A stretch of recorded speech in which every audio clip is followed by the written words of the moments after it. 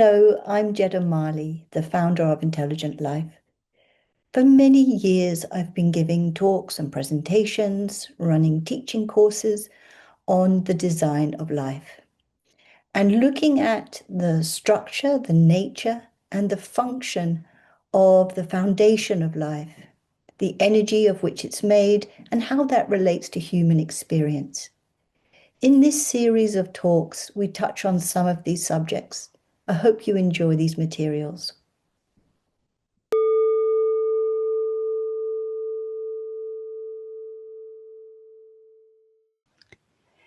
So tension is really a part of life here on Earth. We can't deny that. It's not always negative. It's really the natural product of forces acting upon matter. So some tension is necessary on a physical level, such as the pressure within our heart and veins. We wouldn't want that to go away, otherwise we wouldn't be able to move our blood around the body. But emotional and mental tension is perhaps less welcome because obviously the experience of that is uncomfortable. And that's a good thing, actually, because the discomfort's designed to get our attention, to alert us that we're holding a belief that doesn't serve us. So longer term tension, which we commonly refer to as stress, just signals that we're out of balance. Very often we experience tension between ourselves and another person. Perhaps two people fall out because they're clinging to differing ideas about who they are and how life should be lived. We're all full of opinions. And that can cause tension if they don't match up with somebody else's. And if it persists, if any tension persists without resolution, it can lead to more serious version, which is aggression or conflict. So as a warning sign, tension is useful. We don't want to push it down. We need to pay attention to what it's telling us or trying to tell us and respond accordingly. So today we'll talk about how to understand the causes of tension so that it doesn't ramp up into its stronger forms of anger and aggression. And when it does arise, to realize that we have an inbuilt ability to release it and redirect the energy that's caught up in it towards something more beneficial, something we do want to feel. Now, our first set question is, why do we want to diffuse tension? This question is always a bit of a no-brainer. As we mentioned, passing tension can be a useful alert mechanism, but long-term tension is pretty detrimental to our physical, our emotional, our mental health. It has a whole raft of impacts. It can lower our immune system, it interferes with our sleep, it prematurely ages us. That's a motivation right there in itself. It causes depression, headaches, and so on. Now, for our mind, we experience tension in different ways. Perhaps you saw when we were doing the centering exercise. Our mind registers tension as a threat to our safety and sovereignty. The mind is pretty vigilant to perceived threat under normal circumstances. So when we experience something that feels tense, there's an increased pressure on the mind to solve our problem. We know that the mind is always on duty in that respect. But when it feels tension, instead of calmly helping us, the increased pressure causes the mind to go into overwhelm. So it actually becomes extremely inefficient. Over time, the presence of persisted or repeated tension actually makes us more expectant of attack and forces us into this position of cortical inhibition, where our brain actually works very inefficiently. Now, for our emotional body, it experiences tension like a form of electricity, like a sudden surge in the electricity supplies. We get flooded with all of these sensations. And when that happens, our whole system becomes pretty volatile and unstable because our mind can't give us answers for why all of this is happening all at once. So when we're in a heightened emotional state, we lose our emotional foundation. This has been proven scientifically over and over again. And we don't actually process the tension. We go into this overwhelm, it floods our system, but we don't do anything about it. We don't resolve it. We just make ourselves more guarded and wary. And so the original messaging builds up in our field and stays there. So any new upset, as well as any old, subconscious grievances, are more likely to bother us. We're on red alert. And you've heard of people who, stay permanently almost in the flight or fight response. And of course, that has a knock-on effect on things like our immune system. Then, of course, on a physical level, it can also have a pretty strong impact. You've heard those stories of people who got a shock or some bad news or suffered some kind of heartbreak and fell down dead because of it. That's an extreme example, but it shows you what a powerful effect it can have on us. But, even in more common everyday situations, it takes our physical body at least 90 minutes to recover from a stressful episode. And if they occur more regularly than 90-minute intervals, we end up in this vicious cycle where we're more and more susceptible to tension, but less and less able to respond effectively. So learning to diffuse tension saves our mind from harboring false perceptions. It saves our emotional body from constant instability, and it saves our physical body from premature wear and tear. So there's enough reasons right there.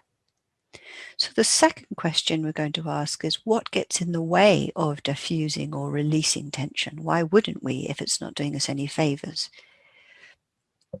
Well, we've seen that it takes quite a toll on our being, but we often don't release the tension that builds up inside us. And in some cases, it can fester for years.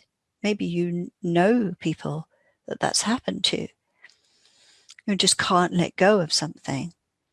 So it's really helpful to examine why we might hold on to tension even when it doesn't feel good.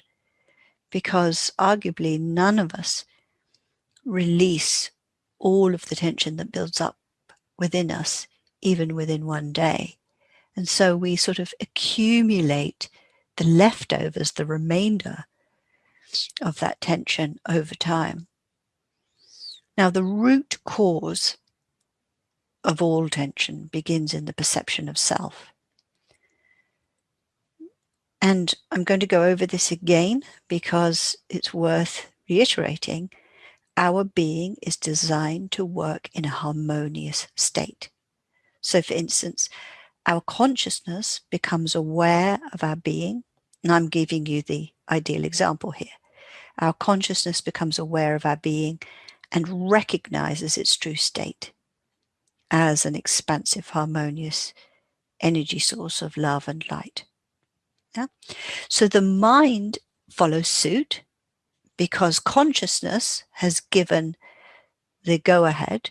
The mind follows suit and holds thoughts of that nature, which then cause the emotional body to produce those sensations of expansion, light, harmony, which the etheric and physical bodies register as pleasure and bliss. So there's nowhere in that process that alerts any part of us to threat or danger or discomfort. Now, conversely, and this is much more common for human beings, when our consciousness is observing our being and perceiving it as separate, flawed, inadequate, fundamentally negative, wrong, this forces our being to operate accordingly. Can you see how we're the ones that set that process in motion? The mind harbors thoughts that express this perception. Basically, the mind is tasked with finding a reason why we're flawed. And, if we're looking for evidence, we can always come up with it. The emotional body produces sensations of contraction and absence. So we perceive an absence of good because we've ordered that. And then, of course, the etheric and the physical body register that as tension. So holding on to illusory perceptions of self, even though you think, oh, that's in the spiritual development basket, that's got nothing to do with the physical tension I'm feeling. Actually, it has, because we're asking our being to function in completely opposing conditions than it's designed for. Now, the design of life runs by universal laws, so one or two misperceptions doesn't overturn the design entirely. We can't reverse engineer existence, for instance. But it does cause enough disruption that instead of producing harmony, we produce tension. We use that creative faculty to produce tension instead of harmony. And depending on the strength of the belief in the misperception, the knock-on effect across the system can be mild or strong, from, a slight irritation, which produces very subtle tension, to a full-blown rage, which produces obviously extreme, acute, even painful tension. So in short, remember that disconnection of consciousness from our true self causes disruption of how we express that self through our humanness. So disconnection causes disruption. And that's true whether we consider ourselves to be the victim of tension from others, or whether we are the aggressor causing tension to others. Now, usually the distinction is not that clear cut, because tension between two people or two groups is generated actually by both sides. You cannot experience either being the victim or the aggressor without participating in illusory, limiting perceptions. So both sides are responsible for that dynamic. And whether those perceptions are directed at yourself or another doesn't make much difference, because your system will process the misperception as tension regardless.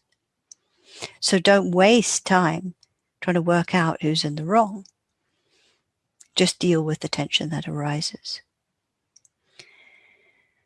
So persistent tension is the result of persistent misperception. And notice it's not the result of someone being truly at fault, which is how we normally judge it. So all the derivatives of misperception feed into that result of persistent tension, whether that's blame, criticism, judgment, even self-pity, self-hatred, assumption of wrongdoing.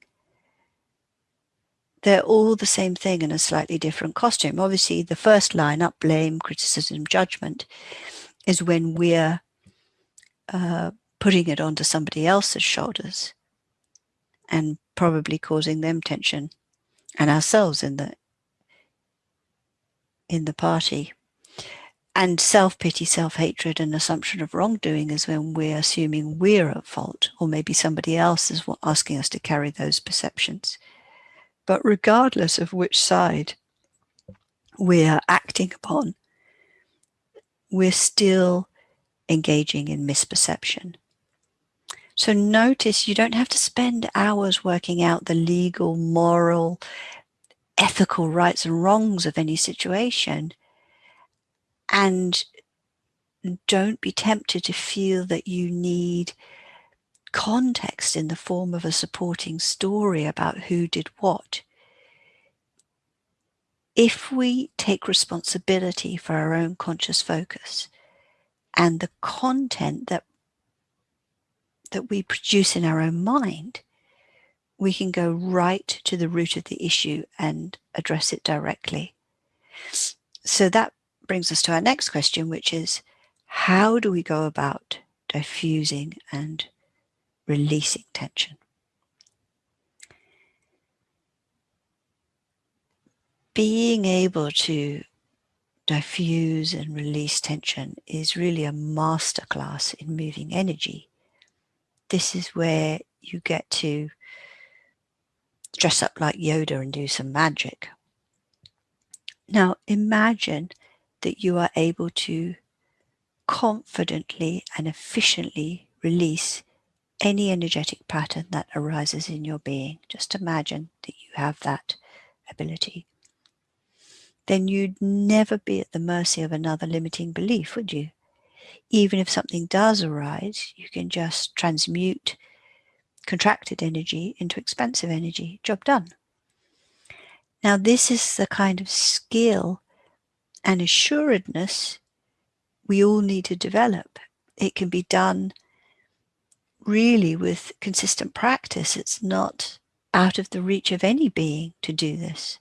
As I said earlier, our being is designed to be in a harmonious state, to operate in a harmonious state.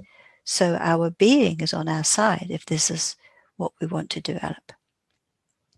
So the first part of the practice is we need to register discomfort as a cue for action.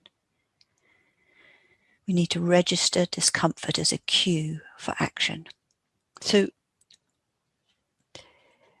what often happens is when the first glimmer of a thought based on misperception normally arises in your mind, or and your emotions and your body, you might notice that it's there, and sometimes we don't even notice that.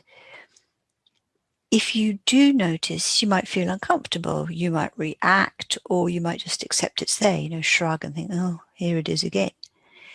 But very rarely do we jump into immediate action and take care of it in that moment. We're not very proactive about tension.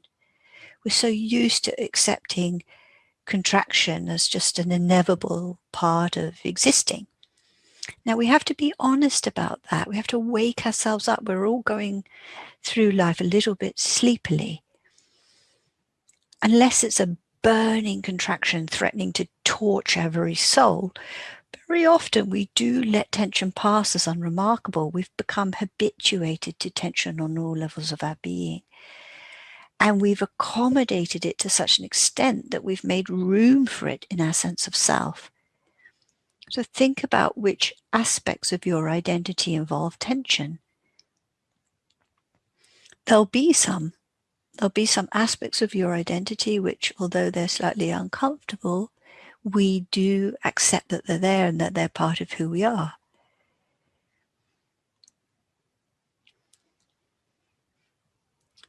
We've even created a rationale around why it's there, so we find it easier to accept. Rather than deal with it and release it, we've just created a story as to why it's there. So notice that is true for all of us to some extent. None of us are immune to this. What we want to cultivate instead is an internal environment where contraction stands out as something that it needs attending to in the moment when it arises. So if you ate some food that had gone off, you wouldn't just keep chewing and blithely accept that you were eating rotten food. You would just spit it out immediately. Now, that's not saying that we want to be overreactive or dramatic about tension, and go to the other extreme. But we do need to be present enough that we can notice it's there, motivated enough to do something about it, and then confident enough to act swiftly and resolutely. when we move into directing conscious attention, it puts our system on notice that we're about to act. And this is very important because it lets our whole field know that we mean business. So a lot of your success in moving energy, and in this case, diffusing tension, comes from the attitude with which you approach it. So this can't be overemphasized. This is really important. Now, the second part of the practice is to stay calmly committed to resolution. So the first one is register discomfort as a cue for action. The second one, stay calmly committed to resolution. Once you've identified the tension and are clear that you want to act, you need to be steady enough to deal with it without getting drawn into the story of it. Oftentimes we take tension in our field as a personal indictment of our being. We come down pretty hard on ourselves, actually, most of us. And this causes our mind to spin about, oh, how could this have happened? How could it have happened to me? What does it say? What does it mean? Who knows about this? And all of this spooks our mind, and it causes us to react hastily, all of which makes the tension worse. So remember, in the last point, we said that your perception of what's happening and your capabilities, they're crucial. And the same is true when you're dealing with illusory material. Is very much in your face, so you have to be calm and steady. If you let the mind direct how to deal with the situation, it will either blame you or somebody else. You know, the desire for a contextual story is very strong, so don't underestimate that. And it takes real poise and control to feel tension, but not fall into the same old misperceptions of why it's happening and how you need to respond. So letting go of the need for a tidy explanation will save you a lot of heartache. So you need to cultivate this every day. Don't wait until you feel strong tension, because you won't be practiced enough in being able to stay detached from it and deal with it. Okay, the third part of the practice is release the energy of tension. And this is where the wizardry starts. Actually, this part is relatively easy if you can master the first two steps. Now, you can visualize the energy dissipating or disappearing. You can imagine it's like steam coming out of a kettle, or, you know, like fog lifting. Now, you can also see it, it's up to you how you want to visualize it. You can also see it as trapped energy that's being joyously released into an open space. Or you can just see it on an energetic level, on a particle level, where the particles are moving further apart from each other. And you can visualize the particles themselves. Instead of being maybe spiky or dented, they can be smooth and even. And all of these just helps you shift your state, shift your relationship with the way that the energy is patterning itself. And it doesn't matter if the tension is primarily on a heart or mind or feeling or body level. In fact, they're all involved, even when we don't realize it, but we maybe feel it more in one part than another. And this part of the practice is pretty enjoyable, and it's pretty straightforward as energy transfer goes. The bit where we get tripped up is whether we deserve to be relieved of the tension, or whether we want to let go of a perceived wrongdoing in ourselves or others. That's a much harder part of the practice. The actual releasing of the energy is much easier. So that's why we need to develop this discernment and detachment on a mental level before we attempt to diffuse the energy further down the spectrum. So you have to know how energy creates certain manifestations if you want to release them, de-manifest them. Okay, the fourth part of the practice is restoring harmony as our rightful state of being. Now, often people want to skip straight to this part without doing the preliminaries, the first 3 steps. Let us tell you, you do not need to stay in tension, even if you are the one who caused it. Your being has an existential right to be in harmony. When we've acted out of a subconscious pattern, maybe we've created disharmony, it's very common to feel regret or shame or guilt, which are pretty heavy emotions, and they bring their own forms of tension. We need to be able to release all the thoughts that would seek to blame us or another for the episode.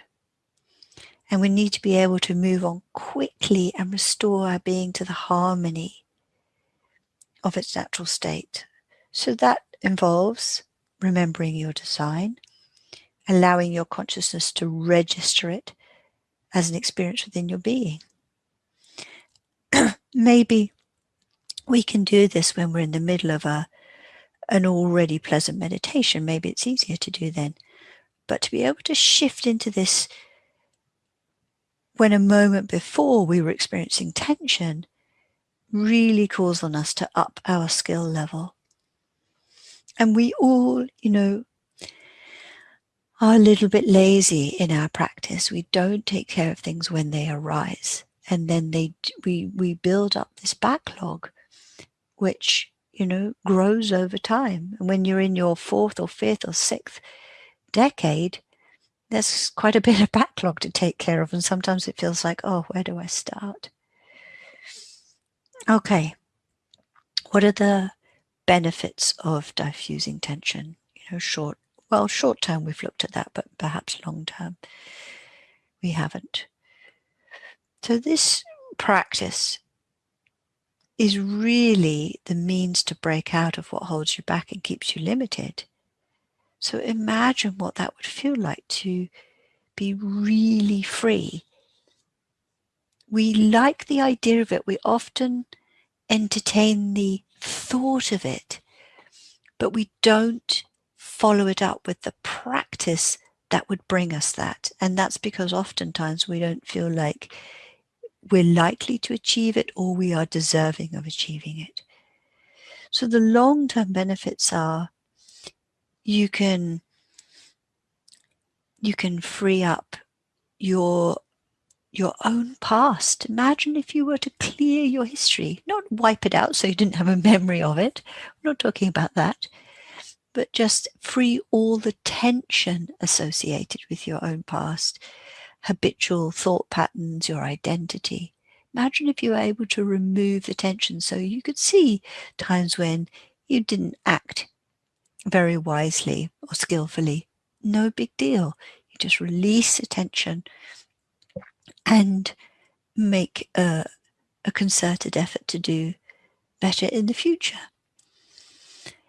You can also free up the perceptions, the words, and the actions and thoughts of others. Imagine if none of that bothered you.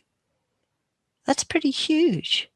So none of your own internal machinations are limiting anymore, and you weren't bothered by what others were doing around you. And that's not to say that you wouldn't still want to serve and assist and help other people. Of course we do. But just that we aren't crushed or dented by what was going on with others.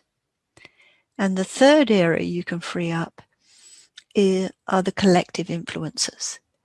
So the dictates of society and certain collective influences which operate on us even when we don't realize it, and keep us sort of bound and tied into mass consciousness, which isn't the most elevated part of the spectrum to sit.